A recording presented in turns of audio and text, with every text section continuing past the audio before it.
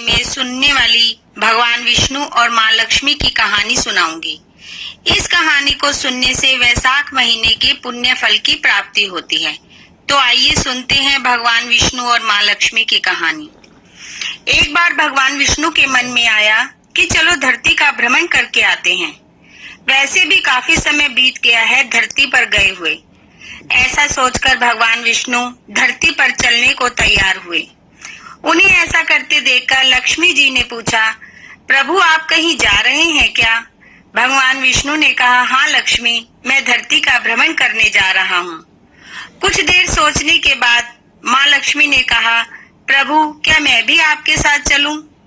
उन्होंने कहा, हाँ लक्ष्मी, तुम मेरे साथ चल सकती हो, पर एक बात याद रखना कि धरती पर पहुंचने के बाद तुम केवल मेरा ही अनुसरण करना, कहीं और मत जाना। उत्तर दिशा की तरफ तो बिल्कुल नहीं। सुनकर माँ लक्ष्मी ने हाँ कर दी और दोनों सुबह सुबह धरती की तरफ चल पड़े। जब धरती पर पहुंचे उस समय सूर्य देवता अपना हल्का हल्का प्रकाश फैला रहे थे। पक्षी चहचहा रहे थे। कुछ समय पहले बरसात होकर चुकी थी। इससे धरती बहुत ही खूबसूरत नजर आ रही थी। इस दृश्य को देखकर माँ लक्ष्मी मंत्रमुग्ध हो उठी और वो ये भूल गई कि पति को क्या वचन देकर आई हैं, और उन्हें पता ही नहीं चला कि वो कब उत्तर दिशा की तरफ चल दी और एक किसान के खेत में पहुंच गई। वहां से उन्होंने कुछ दाने गेहूं के तोड़कर खा लिए। वापस आई तो भगवान विष्णु बोले, लक्ष्मी तुमने मुझे जो वचन दिया था वो तोड़ दिया और तुमने उस किसान के खेत से गेहूं के दाने तोड़कर खा लिए। आप ये जानती हैं कि कभी भी किसी से बिना पूछे उसका कुछ नहीं लेना चाहिए। माँ लक्ष्मी को अपनी भूल का एहसास हुआ और उन्होंने भगवान विष्णु से माफी मांगी। उन्होंने कहा, आपसे भूल हुई है, इसका पश्चाताप तो आपको करना पड़ेगा, और जिस किसान के खेत में आपने अन्न चुराया है उसके यहाँ आपको 3 वर्ष तक काम करना होगा। उसके बाद आपको मैं वापस बैकुंठ बुलाऊंगा।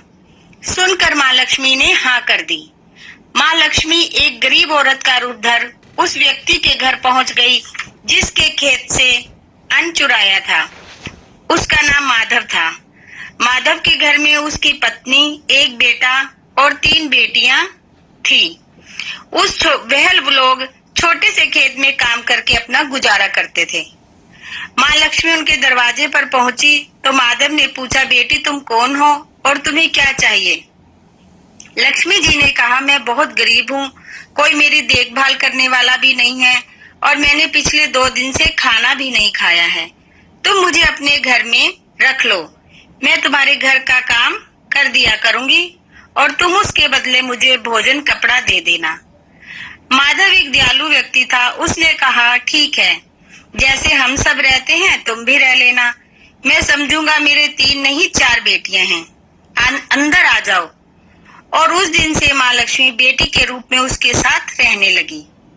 जिस दिन से माँ लक्ष्मी माधव के घर में आकर रहने लगी उसी दिन से माधव की तो किस्मत ही बदल गई। उस वर्ष उसके खेत में अच्छी फसल हुई जिसे बेचकर उसे खूब पैसा मिला। उसने पशु भी खरीद लिए और धीरे धीरे जमीन भी बना ली, पक्का घर बना लिया, खूब गहने कपड़े खरीद लिए। माधव हमेशा ये सोचता था कि जब से ये कन्या मेरे घर में आई है मेरी तो किस्मत ही बदल गई है। ऐसे करते करते समय बीतता गया और माँ लक्ष्मी के बैकुंठ जाने का समय आ गया। एक रात माधव जब सो रहा था तो उसे स्वप्न में अपनी वो बेटी माँ लक्ष्मी के रूप में दिखी जिसने सुंदर सुंदर गहने पहन रखे थे और साक्षात लक्ष्मी का स्वरूप थी। माँ लक्ष्मी ने उसे सपने में कहा, माधव मेरे जाने का समय आ गया है। माधव ने पूछा, आप कौन हो? तो माँ लक्ष्मी ने उसे सारी घटना बताई कि कैसे मैंने तुम्हारे खेत से अन्न लेकर खा लिया था और उसका पश्चाताप करने के लिए मैंने तुम्हारे यहाँ 3 वर्ष काम किया। अब मेरा समय पूरा हो गया है और मैं जा रही हूँ। माधव की आंखों में आंसू थे और वो कह रहा था कि मैंने आपसे काम करवाकर बहुत बड़ा पाप किया। तब माँ लक्ष्मी ने कहा कि तुम्हें कोई पाप नहीं लगेगा, मैं तो अपना पश्चाताप उतारने के लिए आई थी। मैं तुम पर प्रसन्न हूँ और मैं तुम्हें ये वरदान देती हूँ कि तुम्हारे घर में कभी भी अन्न धन की कमी नहीं रहेगी। इतना सुनते ही माधव की आंख खुल गई और उसने घर में देखा तो लक्ष्मी के रूप में आई हुई वो बेटी घर में नहीं थी। उसने परिवार के लोगों को ये बात बतलाई।